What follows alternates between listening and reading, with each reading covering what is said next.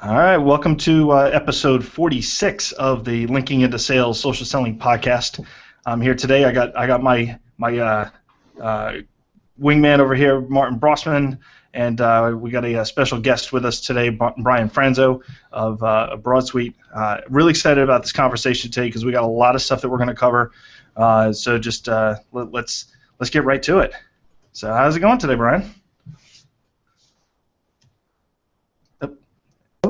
Going great. I've already got tripped up by the mute button, so it's a good start. No, but yeah, happy Tuesday. It's a 4-day work week, or what entrepreneurs just call just another day. It was yesterday, but I'm happy to be here. Glad to that you guys asked me to come on, and enjoyed your insights, and hopefully today I can not only add some value, but we can hopefully dodge the Google Plus Hangout glitches of latency and other random issues. Very true. Yeah, that was kind of funny when we were sending you out the invite that you didn't get it in Google Hangouts, but at least when you invite somebody, but you send them the link, and that's maybe Google will work it out.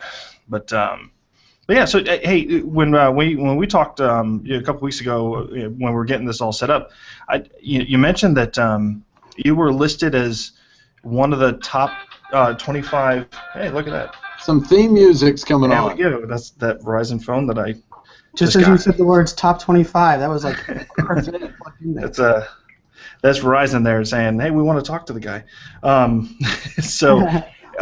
The Economist actually listed you as one of the top 25 social business influencers out there, and I was really excited to hear that because the company that you're among in that list is pretty outstanding. So it's quite an achievement for. To be listed there. So, go ahead and share a little bit about that experience.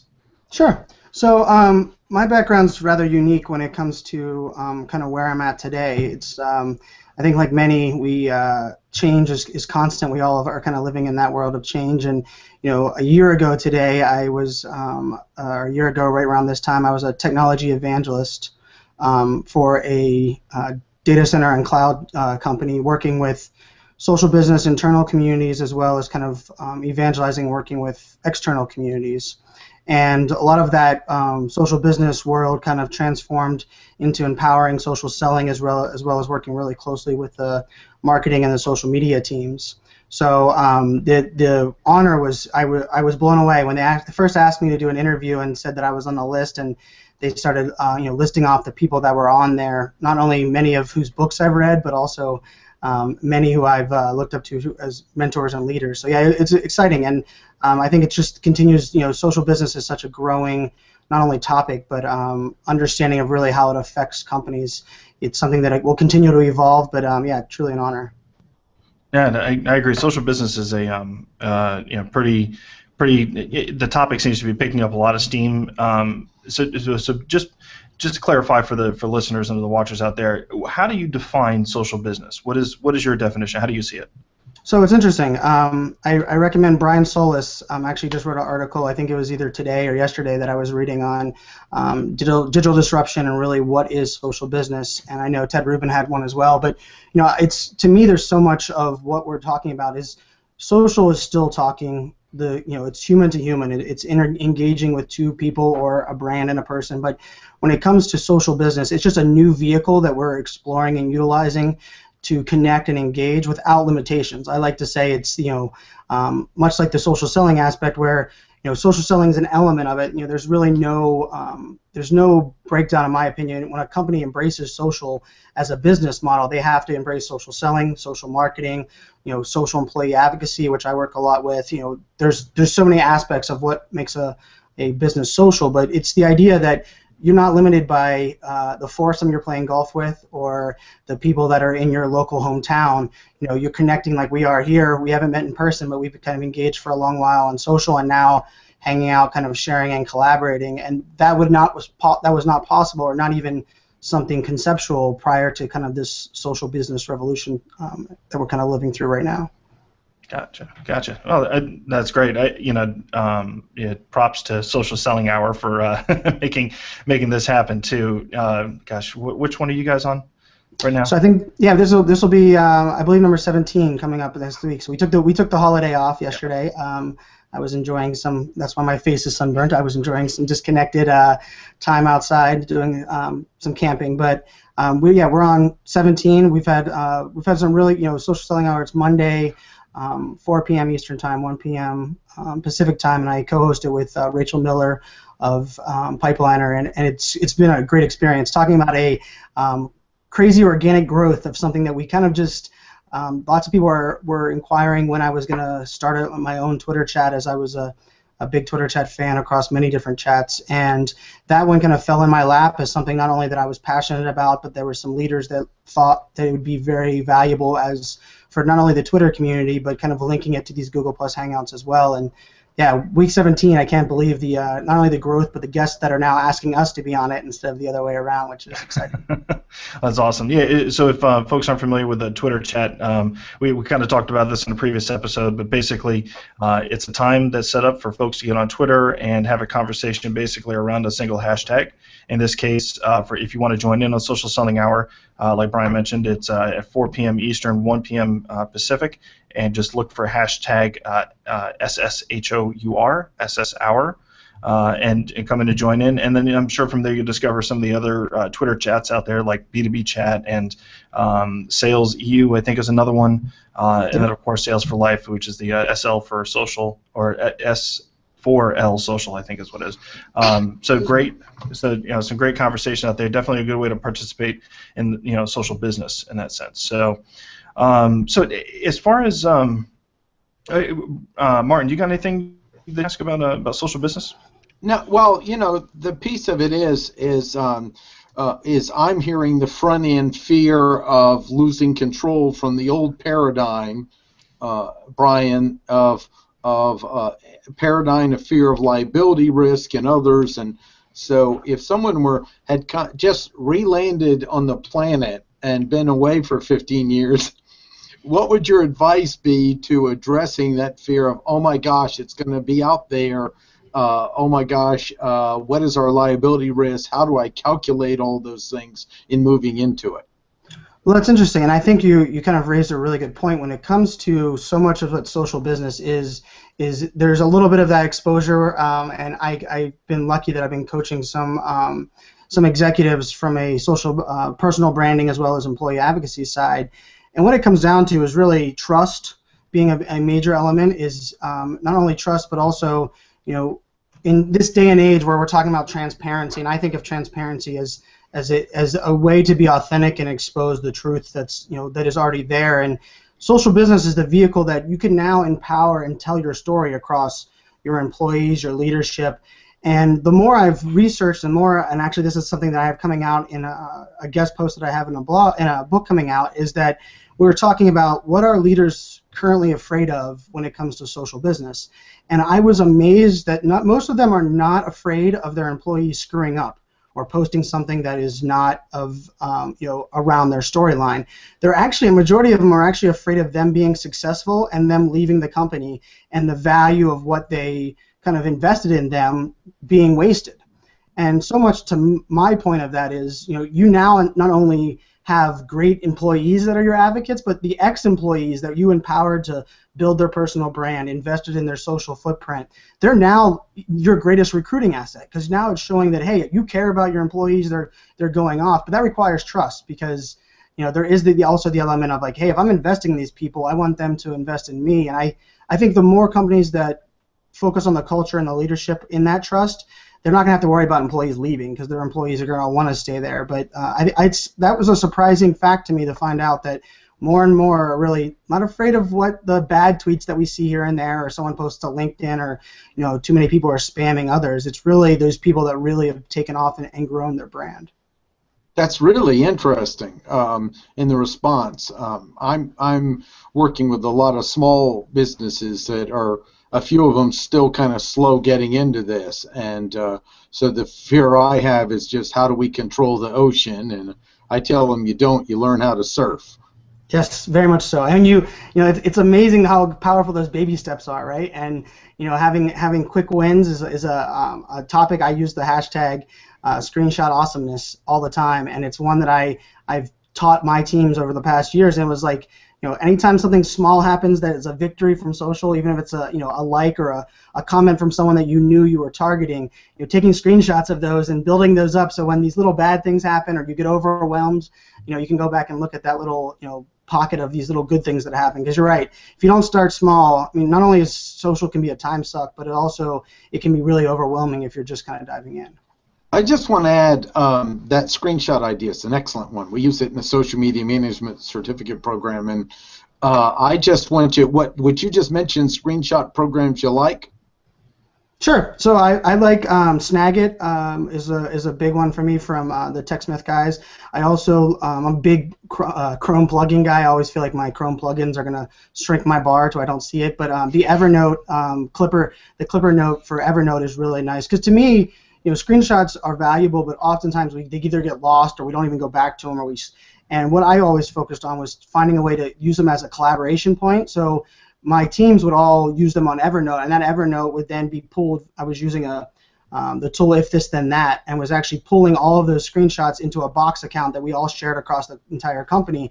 And it was great because you could see what other people were doing well. If you didn't have any wins in that bucket recently, you could see that you weren't alone and other people were doing some great things. So no, those tools are some of the better ones out there. I actually just there was a new one, I think it was out in TechCrunch either today or yesterday, on screenshot tools that I'll have to send your way, or we can post in the notes afterwards, because it was one that I'm gonna definitely try out. I think it was a native Chrome one. Cool. Great. Over to you, Greg. Yeah, well, there's actually getting back to what you were saying before about company leaders being afraid of losing folks. After investing in the amount of time that they did with somebody, whether it's in sales or another department, and that's actually something that we, I think as most social selling trainers out there, teach, is that we have to get our salespeople to kind of get immersed in the company brand. So that's to me, it feels like a very legitimate concern that hopefully we can find a way to address, because salespeople have had the tendency of sticking around for a couple of years and then moving over to another job, or in today's economy, it seems like that the only way to get promoted is to leave. So it's an interesting point, and I'm glad you brought it up and glad you said it. I'm sure there's probably a bunch of folks that are listening just nodding their head. They're like, yeah.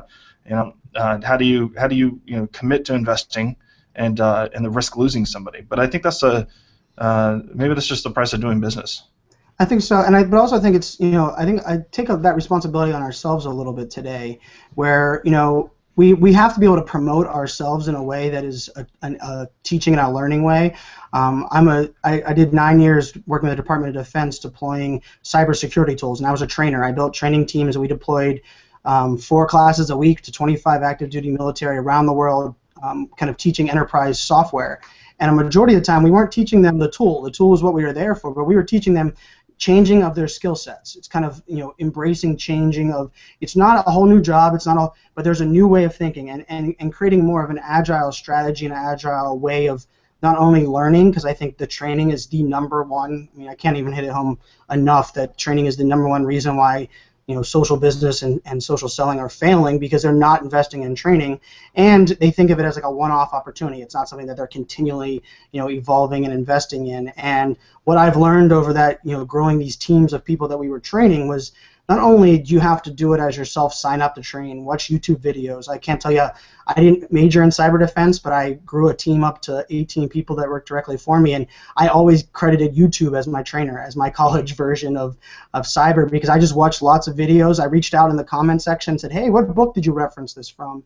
So I also take that on us as a leader and someone that wants to do great things. Not only do some of your own research and invest in training, but also promote yourself. And my 2 tips on that is always, if you promote the how and the why that you did something more than the what of the accomplishment, you're actually teaching others how to do and kind of learn from what your success was, and it comes off much more like a humble brag rather than a crazy over self-promotion. Excellent.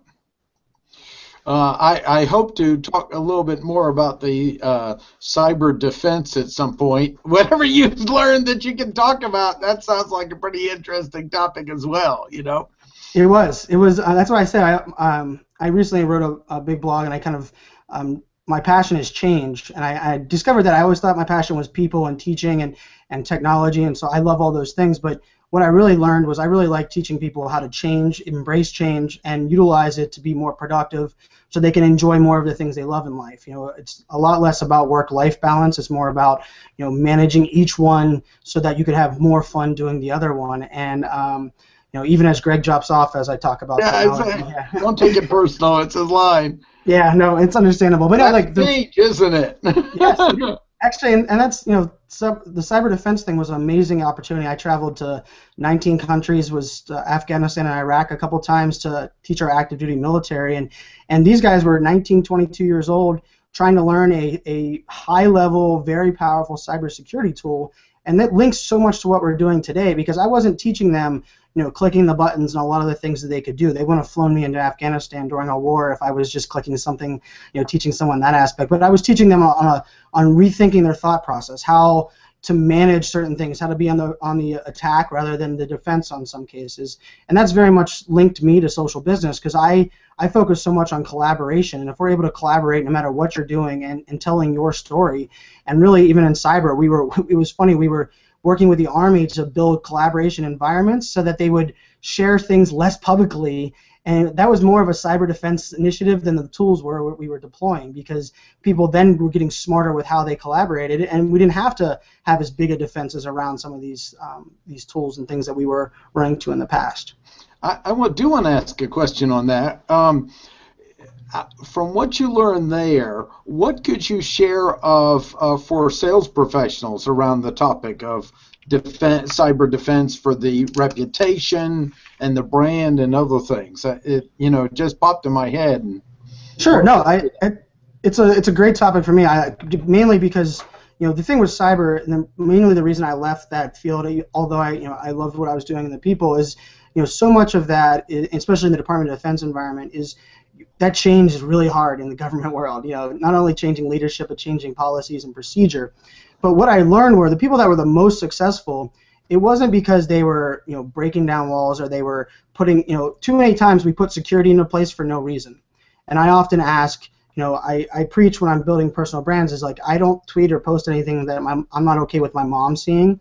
As a little bit of a mama's boy, I will fully admit to that side of it. But at the same time, I focus a lot less on, I want to control my own privacy and know what I'm sharing. So rather than me being worried about all these tools, and we're talking about Facebook Messenger stealing privacy, what I end up doing is I implement social listening tools. So anytime my name is mentioned in if it's Brian.Fanzo, Brian Fanzo, spaces, my Twitter handles, if it's mentioned on the web, I know about it. I have a couple tools that I get reports on at the end of the day. And so for me, that's how I manage my privacy, because then if it's something that pops up, I know about it. Rather than me always feeling like I have to keep putting my guard up, I kind of fight the battle that if something happens and I have to go defend or ask someone to take something down, I'll know about it because I'm using these tools. And I think that's a big thing, especially from a sales professional. Like the key now is being human, telling your story. If you share your passion, which is why I'll link back to golf. My dad taught me at 11 years old. He's a salesman that in the candy business that ended up owning his own peanut brittle company, and he always taught my brothers and I that, hey, you're going to learn golf. So much business is done on the golf course because you relate, you create relationships, you bond, you share each other's passions, and even if you're bonding about the football team you like or whatever it is, you create that authentic bond. And on social today, you have that ability to create that bond without limitations. The key has to be you have to be okay being transparent enough and open enough to share your story. Be human. I mean, I like it when you see things like Mark Cuban's a great example, just from like he's very out there and transparent, but he doesn't really apologize for his for who he is, because much of his business people are doing it because they believe and like him as a person. Yeah, I do want to add because I've worked with many multi-generational situations and people who tragically didn't have the reference point of your mom's perspective and your dad's counsel.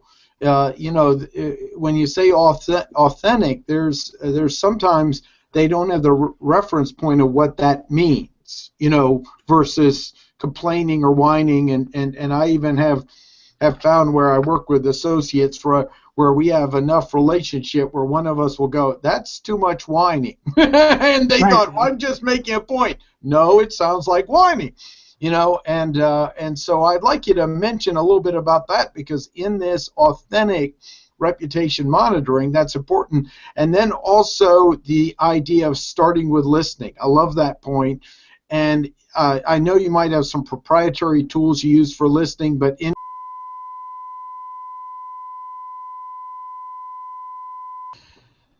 Hey, Brian, it's great to have you back after our little glitch. And I want to pick up on what you learned from cyber defense that could handle a business professional really putting himself out there in a way of that balance between putting yourself out there but also managing your own reputation.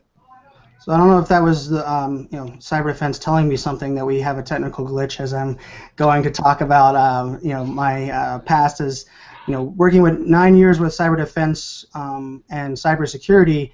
So much of what I was working on was really about how to protect not only what you didn't want other people to find, but also monitoring and scanning it, and the importance of listening to what other people are talking about. And too often today, I think we use privacy or security as the blanket for why we're not doing something, or even an excuse or even a crutch to say, well, I'm not posting on LinkedIn because I don't like the privacy settings. Well, do you really care if someone shares out your email address, which is also on your public website, which is also attached to your name if someone just hit Google and searched it to begin with? So for me, there's a lot of it comes down to risk versus reward, and how I manage that myself, and how I kind of coach the executives from small business that are our customers at Broadsuite to executives that I've coached that are Fortune 500, is that it really comes down to not only I only tweet out or only share what I'm okay with my mom reading, but also is what I'm saying I'm not posting for privacy really what I'm worried about, or is it because it's something new and different? So posting that where you eat lunch every day, yes, that might not be valuable to your community. If they care about your food reviews, maybe they do. Maybe they're gonna that's your connection that you link to someone else and kind of create that authentic relationship with, or sharing things about as we get in that balance of work-life balance. So many people like to know that people are human. When I see executives or we use Richard Branson and Mark Cuban as great examples, but I follow, if you follow on social across the board, Vala Afsfar from Extreme Networks. You have Ben Haynes, who's a CIO at Box, and these are active senior leaders in these large companies. And you also have small business leaders that are doing the work every day. And one of the debates that we had on Social Selling Hour with Vidar from Metalit last week was great, because we were discussing the idea of content curation and what it means for a personal branding and for a leader. And if you don't have time to write your own blog, but you found a couple posts that were really valuable, why not repost those with your own insights? Because it takes a lot less time, and there's already enough noise out there if you're not adding true value in your own content. That curation element, it's transformed my voice, because I was able to take leaders that I really respected and were already doing great things and kind of share my experiences without feeling like I was, also giving a lot of that information. So back to the kind of the idea of social listening and the cyber angle of data and privacy, I like to think of it as risk versus reward. If you're thinking about, man, should I really post this? You think worst case, and then you think, okay, what's the average thing that's going to happen? If I'm posting something about, for me there's a kind of a balance and an education on sharing pictures of my daughters on public social media. So embracing Instagram and Twitter, because that's a little bit of your private life. But for me, my daughters are part of what makes me who I am today. They're the most important part of my life. So why would I not want other people to enjoy that aspect of me? And I found quickly that even on LinkedIn, the more stories where I incorporated not only some personal failures or personal insights, but also kind of just, hey, this is me, take it or leave it. The not only the content was of value, but I had leaders in businesses saying, that's the reason I liked your content. And I think that's what we have to embrace as a sales community, especially from the small business side. Your time is valuable, but I can almost guarantee you, every person that's listening to this has a passion for what they're doing. Because if you didn't have a passion for what you're doing, you'd be okay with a 9-to-5 head down job, go home, punch in the clock, punch out, no worries at all. But if you're driving sales, if you're a leader of a small business, you're passionate, you have a story. And so use social to tell your story, promote it, get it out there. I mean, it's amazing to me when I start reading about someone's story. My story is I majored in information systems and web design, never had a job in it. I worked in cybersecurity, and I've bounced around. And when I hear other people's stories or these leader stories where they were, I always am attracted to, when you hear an entrepreneur post and it says how someone went from bankrupt to billionaire, those, and the reason that they're sharing that story now is not only because they're proud and they're promoting that they're a billionaire, but they're telling you the how and why so that you can learn and hopefully, follow a similar path. So that's really something that I kind of focus on. There's a piece you mentioned when we were offline and before, and it was the idea that imagine I see a triangle here that you mentioned. The influence of your mom as I want to say something she'd be pleased with. The influence of your dad saying you need to do some things like golf to get going. And the willingness to be coachable by mentors of saying, hey, Brian, I think no one's going to care about that, and maybe that's a little off bounds. And I think those, to me, are probably three pretty important things to have as components or structures like that, so that you know what appropriate and authentic is in a way that will be heard well, not just a collection of cloaked complaints. And would you mention something along that line? No, that's you couldn't have said it. And my parents, I was very lucky. They really focused on growing up that you just be yourself. They were always they never complained if I wasn't ever being myself. And really, that's kind of been a mantra that my high school yearbook quote was "Go big or go home." And I've joked that now looking back at high school, and that was I'm not that old, but it was in the 90s, so it was a while ago in my book. And when I look back at that, I still live that mantra. I just now live it with a little bit more of a go educated, making smarter, a little bit more calculated decisions. But so much of if you're not learning or every collaboration opportunity, every social conversation that we're having, if you're not learning from it, you're not investing your time correctly. Because I'm learning stuff from you guys every time I'm interacting, engaging, messaging with people. I'm learning, and it doesn't take anything to retweet or promote someone else's stuff. I always have a problem when someone says like, "Oh, my favorite person to learn from is this book." Well, you ever wrote a blog about it or shared about it? No, that takes a little bit of your time and can be of amazing value. And I learned from my oldest daughter is 4.5, and she actually was showing me something that she was doing on her iPod Touch that she has, because I'm that geek that has my daughter has an iPod Touch that she has her music on it and Dora's show, and she was showing me, she's like, I can't get to these icons because of the where the case was on it. And I laughed. I was like, wow, I wonder if they take into effect when you're building apps on mobile phones the extension of a kid's finger. 'Cause so many apps are and we're putting different things in the UI that are different inside of an app. And if you're focusing on a kid and a kid's thumb can't reach the top, why is that icon up there? And I'm learning that from my 4-year-old daughter who's playing on a iPhone. So I think there's no excuse for not learning or kind of growing in almost every conversation that we're having today. And then one more thing was the monitoring tools that you use. You mentioned, I liked how you said, start with listening, but don't just listen only. You got to get out there and break a few eggs. You do, and it's social is, I can't remember the quote, but it was something about the reason that the most successful people on social are C students. And I was like, well, that's a weird thing, and I clicked on it, and they're like, because they're not afraid to fail, and they like to try and be new things. And social to me, because I'm a geek, I love the A/B testing of social.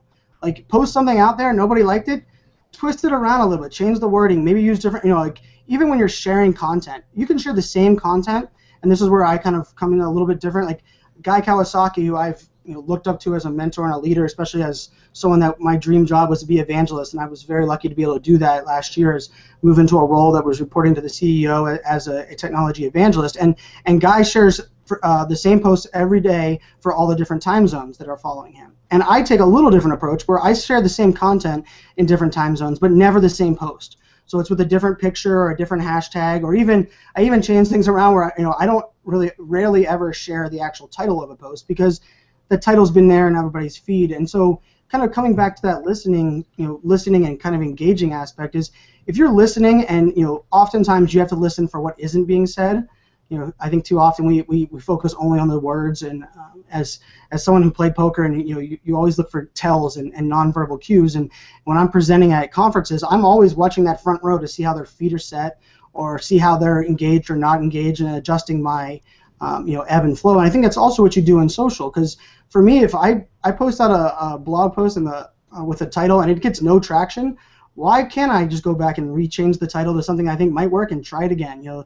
And that comes from my learning too, because what I like to focus on is if someone else is doing it really well, study it, learn from it, and then figure out how you can use that to separate yourself and stand apart. And that's kind of what I did with Guy Kawasaki. I studied both him. I would say from my aspect, I studied Guy Kawasaki and Vala Asfar, because they were growing not only social as a thought leaders, but they were very inspiring and dedicated to educating and getting themselves out there. And by learning what they did, I was able then to add my element and my spin and my uniqueness to it, and kind of separate myself from the noise, for sure.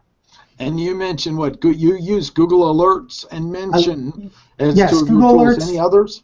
Google Alerts is a personal favorite of mine, just because it's been there forever, and I use about 27 different ones. Most of them around my own name and my family's names. So I have one for each of my kids, and with the quotations around it. So if someone's mentioning my daughter's name, I'll know about it, and that kind of thing. And you can add in proximity, but Mention is another one. Mention.com is a great social listening tool. I also like an app, and it's not as well known. They're from Canada. It's a little tool called Brand24. I think it's brand24app.com or .net, and it's neat because it has a really clean interface on the mobile phone, and you can set things up there for me a big problem not only with social and technology today, and I'm writing a blog on it based on my unplugged weekend this past weekend, was that I've realized now more than ever that it's not really digital technology or social that is our distraction. It's the notifications. It's just like that email box. Like if we have that email pop up in the middle of us doing a post or a call, it distracts us, right? So for me, it's tailoring the notifications to where they have value. Because if it's just noise, if you're just crying wolf, like my wife has one that will pop up all the time. I'm like, what is that one? She's like, I don't know. It comes up every day. I'm like, well, apparently that has no value anymore. We need to take that one away. But if you customize your notifications, and that's what Brand24 and Mention do really well, is there's certain things that I want to know about immediately. If someone's mentioning certain parts of my personal brand or even my company with Broadsuite, I want to know about it immediately. Give me a notification, give me an email. The other ones, I get a report at 11 p.m. every night. And the reason I have it set for that late is usually I'm going through my content curation cycle and figuring out curating content for the next day. And when that notification pops up, it's the perfect way for me to go, oh, let's see what I missed today, or what engagement. A lot of times people on Twitter will use my first name, last name, because I don't practice what I preach. I preach that if you're starting on social today, try your best to use your first name and last name on social, or some combination of the two. So, customize the notifications, and those are some of my favorite tools that are out there. They're free. Mm. Yeah, those are. We'll have to check out the Brand24. I think that at least one of the ones that I use in addition is the BuzzSumo. Oh, yes. And that's just been actually, and they even just announced that they're offering some a premium option where they've been in beta up until recently, but now they're offering some paid options to give you some additional. I think they're actually throwing in alerts, so you can actually save searches and get some alerts now. So I'm going to end up, they're in the UK, so we might try and get them on the podcast at some point, but. Yeah, so that's awesome. Listening tools, very, very critical in social. Excellent points right there. And I'll argue also, like, save searches inside Twitter.com and save searches on LinkedIn are my lifesaver. I wouldn't be able to, Ted Rubin follows, a friend of mine that he believes in the power of relationships. And someone asked him at one of the events, like, you believe in the power of relationships and you follow back 112,000 people on Twitter. Like, what's going? And for him, he's like, I use social listening tools, I use searches, and I filter my followers by lists, and he engages. So it's not impossible. You can't say, too often people are like, well, I don't follow or I don't add all these people because it's too overwhelming. I use Hootsuite and have a bunch of tabs that are just really only social listening tabs. And I don't really ever engage from those tabs, but I monitor and say, wow, look at these things that people are feeling. So BuzzSumo is another great tool that is of great use for people. Yeah, we'll have to talk some more about how using Hootsuite, and in my opinion, at least I try to follow back folks who find me on Twitter. So I try to keep it pretty balanced. But it is right. Sometimes you do miss things. Like I missed a tweet the other day where someone had actually replied to one. For some reason, I didn't get the notification for it from Twitter. But I guess if I had things set up a little bit differently, I would have been able to reply to that. I think one of the things we asked on the last show with Jeff from Triblio was, what do you think about where social selling is going to be going in the next 6 to 12 months? What's your perspective on that? So that's an interesting one, and I'm a fan of Jeff and the tool that they're kind of rolling out, really empowering the social seller, and because I've came from like the internal community side, the social business tool arena, so much of what I started to realize was the key being culture and people, and this whole idea of collaboration. And I called it social intelligence, which is funny to kind of bring it back to that very first question you asked about me being on the list of the Social Business 25 list. Someone came to me and said, Brian, social intelligence, like how did you develop that? And what I did was I took a lot of open API calls that different software had, and I pulled them all into one bucket. And I filtered it, and my goal is, I think, as we focus now, social, I think it's the acronym SMAC, social, mobile, analytics, and cloud, being like these 4 driving forces that we're dealing with. And I think as the social seller, you have to be able to utilize, understand, and embrace all 4 of those aspects, because not only does it matter where your community is at, but how they're viewing things. One of the posts on Buffer.com this week was about how your posts show up differently on social if someone's looking at it on the web or someone's looking at it on their phone. That's some valuable data for you. If your majority of your users are looking at something on the phone, there's a different post, there's a different link that you should probably use that's more native friendly for the mobile device and those kind of things. And for me, the future of social selling isn't really this world-changing event. It's that we're gonna realize how to tell a story with our data that we're gathering to empower everyone in the company. So it's no longer, hey, these leaders are really knowledgeable, and they go up there on the keynote stage and they tell everyone in the audience, including their employees, these mind-blowing data facts and trends that no one in the company knew. Now it's getting that data out to your entire company, empowering them to not only through collaboration, but by using these social, mobile, analytics, cloud, and that requires first culture and communication change, and then some really good tools. Mm-hmm. Oh, awesome. Well, hey, I really appreciate it. I think we've actually come to the end of our time here, and I want to allow you to get back to your day. I really appreciate the conversation here, and I think that we'd love to have you back on at some point, in a few more months, and especially to follow up on what's going on, because I know you got some exciting things going on this month with The Economist. So we'll take some of those videos and actually put them up and share them out too, because I think you got some interviews coming up with them with some really interesting insights, and we want to make sure that folks see that and get it out there. So we'll make sure to put it up there. Martin, you got anything else? No, it was just terrific. I really enjoyed the conversation of tying, security in with the sales guy, and the idea of, again, teaching them to surf instead of try to control the ocean I mentioned. So terrific to meet you, and look forward to another show. One of these topics, I tell people, tell us what you want more on, then we could respond to the audience and dive deeper into the topic they mentioned.